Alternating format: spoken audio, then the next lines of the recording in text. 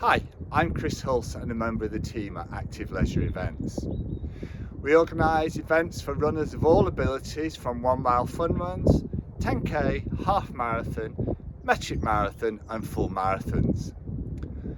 As the days start to get longer but we're still in lockdown, we'd like to encourage you to take up a Couch to 5k challenge and then hopefully move on for a 5k to a 10k in time for summer.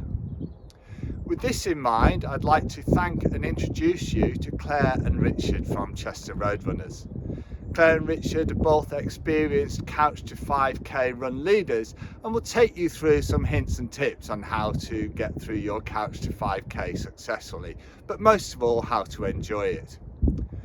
With that in mind, we'd like to wish you good luck and enjoy your running, and we look forward to seeing you out running. Hi, my name is Claire and I'm a run leader for Chester Roadrunners. I've been involved in running the Couch to 5k programme, so I've been lucky enough to help a lot of people on their running journeys. I too started running with the Couch to 5k programme about 5 years ago. I never thought I'd ever be able to run 5k.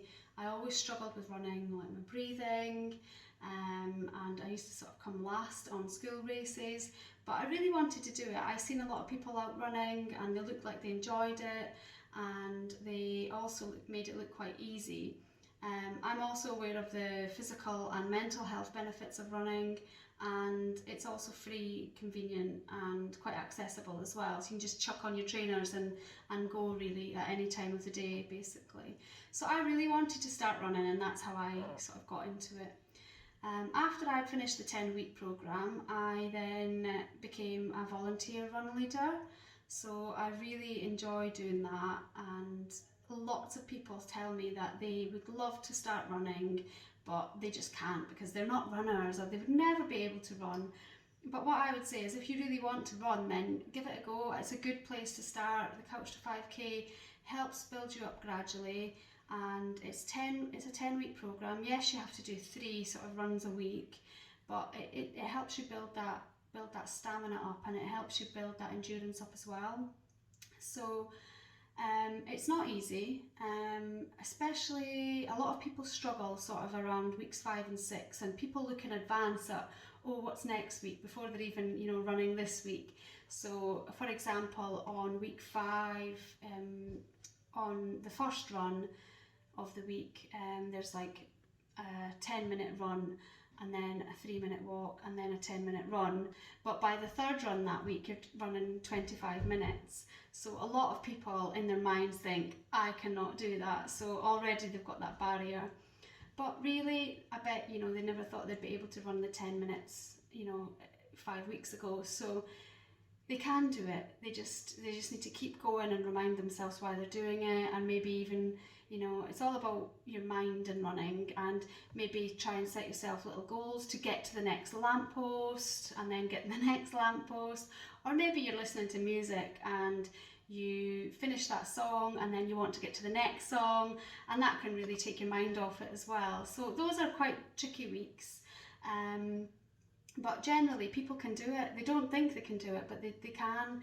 I always remember people running, I didn't tell them how far we went, I was just telling them how long, how many minutes we were running for, and actually we managed to run a mile without stopping.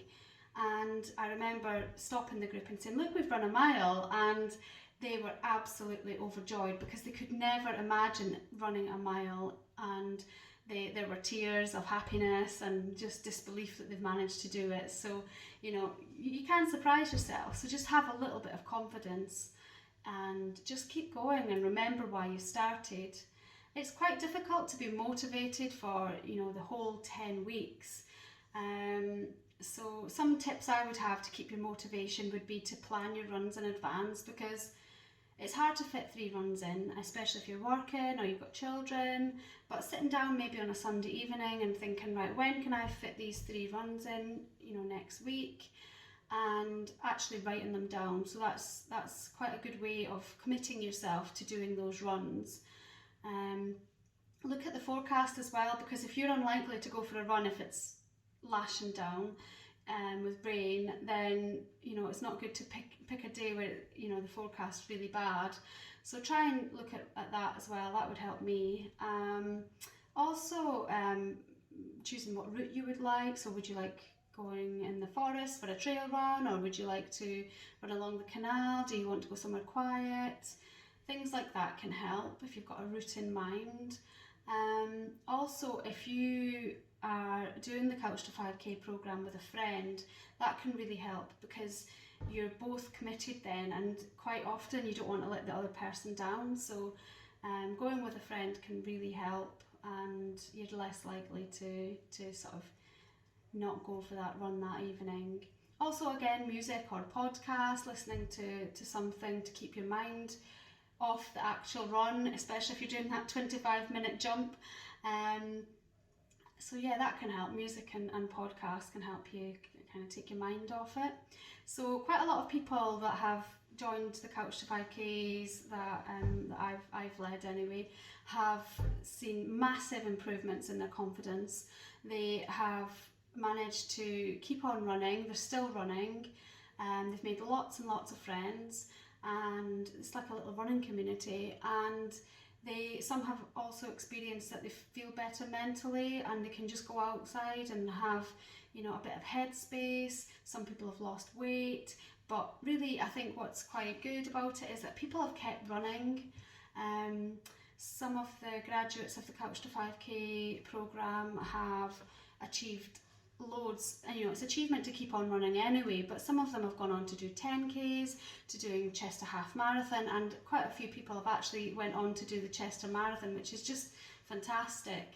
It's a massive achievement. So yeah, if you're thinking about giving it a go, then I would say just go for it. Have some confidence and write down why you want to do it, and remember, if you're struggling, remember why you started, and yeah, just keep going. In the past, I've led groups of runners training for half marathons and metric marathons, with several who've never run that far before, but this was well within my comfort zone, as I could effectively combine my training for that event with theirs. However, leading a group that started literally from scratch requires a slightly different mindset, but not too much differently. I must admit, my first reaction to leading a Couch to 5K course was, how is it going to impact me on my training for my next event? I thought, really, it's no different to being a normal run leader. There's 6 other days in the week where I can do what I need to do to keep me where I need to be. Now, when I decided I would put my name forward to lead one of the courses, I believed the skills I would need to be were to come across as understanding, approachable, motivational, and most importantly, confident in my manner. You are leading runners who have possibly not run since high school and are overwhelmed by what they're about to embark upon. Now, dealing with runners started from scratch, you can be asked a variety of questions, some that you may think are bizarre and very strange as a regular runner. But you need to treat each question with respect so the person feels likely that they're not asking a daft question. Now, regular questions we tend to get rudely revolve around the confidence of the runner. Can they complete the course, or are they going to be too slow? Now, the answer I always give is that if you put the effort into the group runs and you do your homework runs, you should get there, and that a positive mindset will get you far, far through the tough moments. Now, with regards to the am I going to be too slow, I've always replied that time is irrelevant, and I always use the analogy that no matter how long you take to cross the line, you'll get exactly the same medal and t-shirt as the winner. The only difference is that they get some prize money. Now, planning for the course is relatively straightforward. There's plenty of mobile phone apps that you can use, but having seen previous leaders in our club use the course, that the first 5 weeks are okay, but after that, the jump in the time intervals gets too great. So we tailor it now so that from about week 6, it's more speed interval distance than time, because we found a quicker runner would always run further in an allotted time than a not so quick runner, and as a result, the slower runner would not ultimately reach the distance they needed to. Now, as for the course itself, week 1 is always chaotic, especially in January when all the runners are trying to keep New Year's resolutions. Now, last year we started off with over 30 runners in the first week, and I would say that 30% of them didn't return the following week.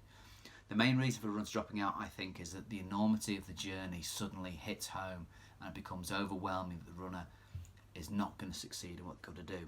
A factor that some can still keep for weeks 4 and 5, and it's to counter this, leader, you've got to be as positive and motivational as you can, but the problem is the individual has got that want to succeed. Now, throughout the course, helping runners who have struggled on a group run is arguably your biggest challenge. When they come across all defeatist and ready to chuck the towel in, you need to be positive and encourage them. I found that bringing other runners into that chat helps, as they all seem to encourage each other, and it can sometimes lead to others opening up as to how they are feeling who might not have said something previously. Another issue that arose was having a mix of quick runners with comparatively slow runners, which led to a little animosity amongst the slower ones who felt that the quicker ones were going too quickly. And response has always been not to worry about anybody else, just yourself, and we all have to get to the finish line. If the quicker ones get there sooner, so be it. Now, later in the course, the speedy mix of runners can become a challenge, especially when the running times or distances increase as the gap between the front to the back of the group increases very rapidly. The first time I tried this, I got it very wrong, and I was having to sprint from the middle of the group to the front and then back again to ensure that everyone was running where they're supposed to, stopping where they needed to, and that they followed the route and that they were all safe.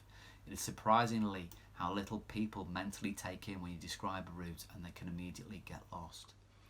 Now, to counter this problem for later courses, I chose an enclosed housing estate route with a circular course about 2 kilometres that we used almost all the time. Yes, it was boring, but at least everybody knew where they were going. I could monitor everybody visibly, and they were all safe. Now, despite some of the potential snags along the way, seeing someone's running journey develop over 2 to 3 months is totally inspiring. Seeing smiling faces each week when they complete their goal is infectious. And as the course ends, we've always tried to put on an event so that there's a celebration afterwards, and it's probably more satisfying seeing that celebration than seeing runners come over the finish line who have trained for a half marathon.